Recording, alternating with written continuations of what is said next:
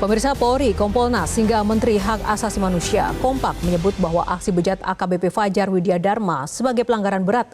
Kini sanksi dan hukuman maksimal menanti mantan Kapolres Ngada itu.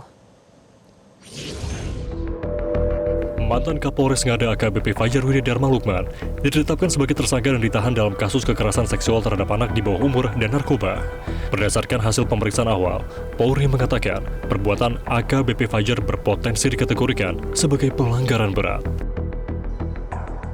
Hasil dari penyelidikan pemeriksaan melalui kode etik dari Watprof ditemukan fakta bahwa FLS telah melakukan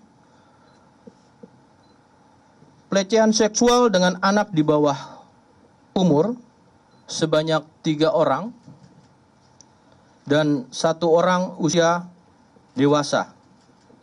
Antara lain, saya akan menyebutkan anak 1, anak 2, dan anak 3. Ya.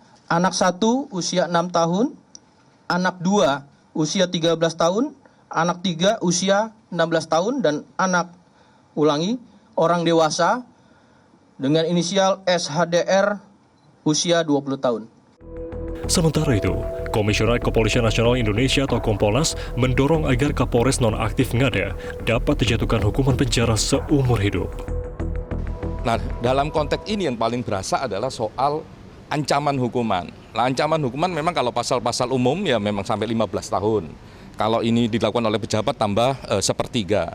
Tapi ada pasal ya yang pasalnya sama, hurufnya berbeda, yang mengatakan kalau ini dilakukan, ya korbannya anak-anak mengalami kerusakan fisik atau jumlah korbannya lebih dari 1 bisa hukuman seumur hidup.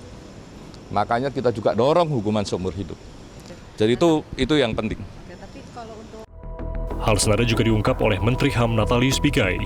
Ia mengatakan perilaku bejat AKBP Fajar harus diganjar 3 hukuman sekaligus, mulai dari pencopotan jabatan, jerat pidana, dan pemberhentian keanggotaannya dari Polri. Terkait ada Kapolres yang melakukan pencabulan terhadap 3 orang. Saya bilang ada 3. Yang pertama adalah hukuman disiplin, pencopotan jabatan, yang kedua pidana, yang ketiga adalah kode. Rekomendasi dari kita, Pak, apa, Pak? Karena ini, Pak. Sudah, Bang, ya? Pak, sudah tersangka, kita rekomendasi PTDH ya, Pak, ya? Pak, kan sudah tersangka, kita rekomendasikan untuk PTDH, Pak. Sebelumnya, AKBP Fajar telah ditetapkan sebagai tersangka di kasus penyalahgunaan narkoba dan kekerasan seksual terhadap 4 orang, di mana 3 diantaranya adalah anak di bawah umur. Ia terbukti membuat dan menyebarkan konten pornografi anak, lalu membuatnya dapat diakses melalui situs gelap pornografi untuk dikomersialisasi. Dari Jakarta, Tim Liputan Metro TV. Jelajahi cara baru mendapatkan informasi. Download Metro TV Extend sekarang.